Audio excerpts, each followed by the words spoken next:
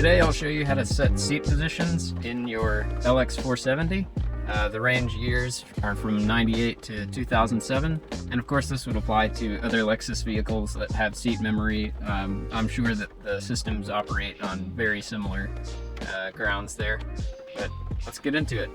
Okay, so in order to set the memory, you'll need to have the ignition powered into the on position.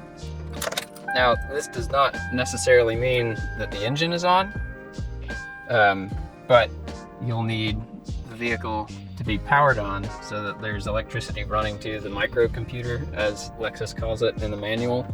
And you'll also need to make sure that your shift lever is in the park position.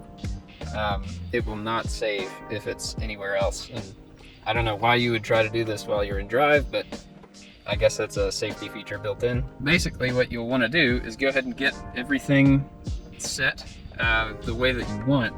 And the systems that are affected here are your mirrors, the steering wheel, tilt and telescope column, and then the seat position itself.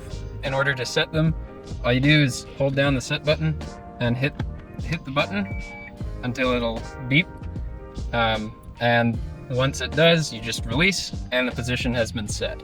And then all you have to do is change the seat position a little bit. So I'll go ahead and pull that back. Now I'll come over to my seat position button right here at number 1. I hit that, and just like that, the seat moved into position.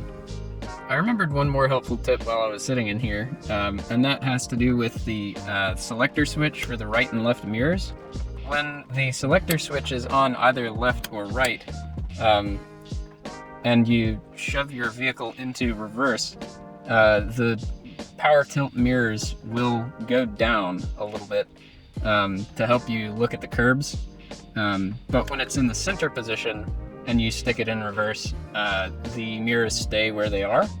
And I figured this out because I kept hitting my knee, and as I would get out of the vehicle, and it would put the switch into the leftmost position. So then every time that I put it in reverse, I kept seeing the mirrors move and couldn't figure out what it was. But after a little bit of trial and error, there you go. So for example, right now the mirrors are in their regular position, but as soon as I turn the car on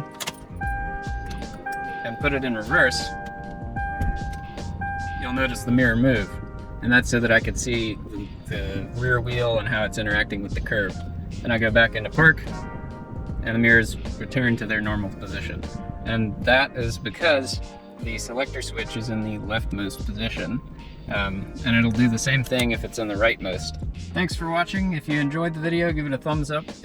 If you have other suggestions for something that I could do to help some other users out, then feel free to let me know down in the comments. If you have questions or you thought I left something out, put that down below as well, and I'll gladly cover it. This is a very simple video, but I see this question pop up a lot in some of the FAQs, so I thought I'd just go ahead and answer it in a straightforward tutorial. So until next time, peace.